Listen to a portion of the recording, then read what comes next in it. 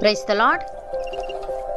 ఈరోజు దేవుని వాగ్దానము, గర్భములో నేను నిన్ను రూపింపక మునుపే నిన్నెరిగి తిని, నీవు గర్భము నుండి బయలుపడక మునుపే నేను నిన్ను ప్రతిష్ఠించి తిని, జనములకు ప్రవక్తగా నిన్ను నియమించి తిని. ఇర్మియా గ్రంథము 1వ అధ్యాయము 5వ వచనము. సహోదరి సహోదరులారా, దేవుడు ఇర్మియాతో ఈ మాట పలుకుతున్నాడు.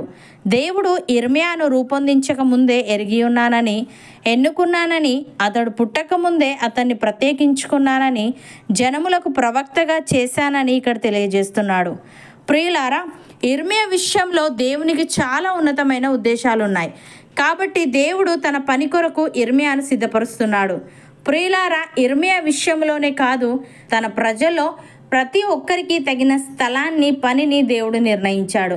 మనం ఏమి చేసినా దేవుడు మనలను ఆ పనికి నియమించాడన్నది గ్రహించి చెయ్యాలి. మనం ఉనికిలోనికి రాకముందే మన విషయం అంతా దేవునికి తెలుసు. దేవుడు మనల్ని సృష్టించడమే కాదు, మనం జీవించే సంవత్సరాలను కూడా నిర్దేశించాడు.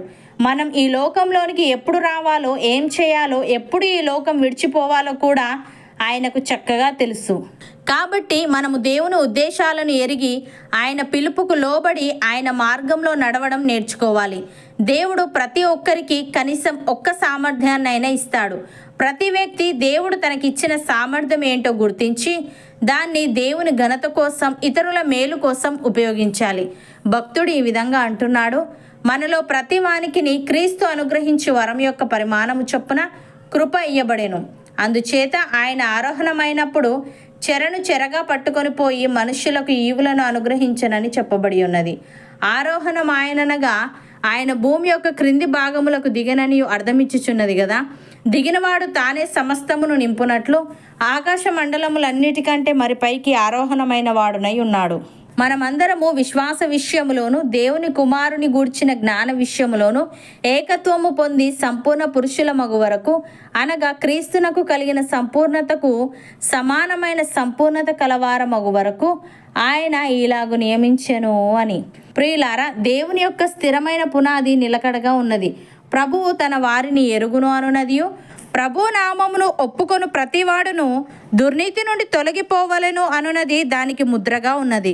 గొప్ప ఇంటిలో వెండి పాత్రలను, బంగారు పాత్రలను మాత్రమే కాక కర్రవియు మంటివియు కూడా ఉండును. వాటిలో కొన్ని ఘనతకును, కొన్ని ఘనహీనతకును వినియోగింపబడును. ఎవడైనను వీటిలో చేరక తన్ను తాను పవిత్రపరచుకొని నేడల వాడు పరిశుద్ధపరచబడి యజమానుడు వాడుకొనుటకు అర్హమై ప్రతి సత్కార్యమునకు సిద్ధపరచబడి ఘనత నిమిత్తమైన పాత్రయే ఉండును. అపోస్తలుడైన పౌలు ఈ విధంగా అంటున్నాడు, యేసుక్రీస్తు దాసుడును అపోస్తలుడుగా నుండుటకు పిలువబడిన వాడును దేవుని సువార్త నిమిత్తము ప్రత్యేకింపబడిన వాడునైన పౌలు రోమాలో ఉన్న దేవుని ప్రియులకందరికీ, అనగా పరిశుద్ధులుగా ఉండుటకు పిలువబడిన వారికి అందరికీ వ్రాయినది. మన తండ్రి అయిన దేవుని నుండి, ప్రభు అయిన యేసుక్రీస్తు నుండి కృపా సమాధానములు మీకు కలుగునుగాక. దేవుడు తన కుమారుడును మన ప్రభువునైన యేసుక్రీస్తు విషయమైన ఆ సువార్తను పరిశుద్ధ లేఖనములందు తన ప్రవక్తల ద్వారా ముందు వాగ్దానము చేసెను. యేసుక్రీస్తు శరీరమును బట్టి దావీదు సంతానముగాను, మృతులలో నుండి పునరుత్థానుడైనందున పరిశుద్ధమైన ఆత్మను బట్టి దేవుని కుమారుడుగాను ప్రభావముతో నిరూపింపబడెను. ఈయన నామము నిమిత్తము సమస్త జనులు విశ్వాసమునకు విధేయులగునట్లు ఈయన ద్వారా మేము కృపను, అపోస్తలత్వమును పొందితిమి. మీరును వారిలో ఉన్నవారై యేసుక్రీస్తు వారుగా ఉండుటకు పిలువబడి ఉన్నారు అని. సహోదరి సహోదరులారా, మీ మనోనేత్రములు వెలిగింపబడినందున ఆయన మిమ్మల్ని పిలిచిన పిలుపు వల్లనైన నిరీక్షణ ఎట్టిదో, పరిశుద్ధులలో ఆయన స్వాస్థ్యం యొక్క మహిమైశ్వర్యం ఎట్టిదో, ఆయన క్రీస్తునందు వినియోగపరిచిన బలాతిశయమును బట్టి విశ్వసించు మనయందు ఆయన చూపుచున్న తన శక్తి యొక్క అపరిమితమైన మహత్యం ఎట్టిదో మీరు తెలుసుకొనవలనని మన ప్రభువైన యేసుక్రీస్తు యొక్క దేవుడైన మహిమా స్వరూపియగు తండ్రి తన్ను తెలుసుకొనుటయందు మీకు జ్ఞానమును, ప్రత్యక్షతయును గల మనస్సు అనుగ్రహించినట్లు నేను నా ప్రార్థనల యందు మిమ్మల్ని గూర్చి విజ్ఞాపన చేయుచున్నాను.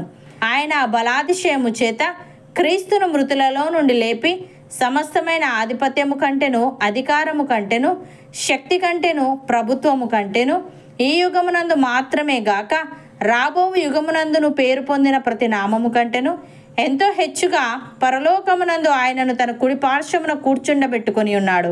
మరియు సమస్తమును ఆయన పాదముల క్రింద ఉంచి సమస్తము పైని ఆయనను సంఘమునకు శిరస్సుగా నియమించెను. ఆ సంఘము ఆయన శరీరము. సమస్తమును పూర్తిగా నింపుచున్న వాని సంపూర్ణత అయి ఉన్నది. అవును అన్నవారు నాతో పాటు ప్రార్థనలో ఏకీభవించండి. పరిశుద్ధుడా, ప్రేమగల తండ్రి, గర్భములో మేము రూపింపబడక మునిపే మమ్మల్ని ఎరిగావు. గర్భము నుండి మేము బయలుపడక మునిపే మమ్మల్ని ప్రత్యేకించుకున్నావు. మాలో ప్రతి ఒక్కరి పట్ల ఒక గొప్ప ప్రణాళిక కలిగి మమ్మల్ని సృష్టించావు. తండ్రి, నీకు స్తుతులు.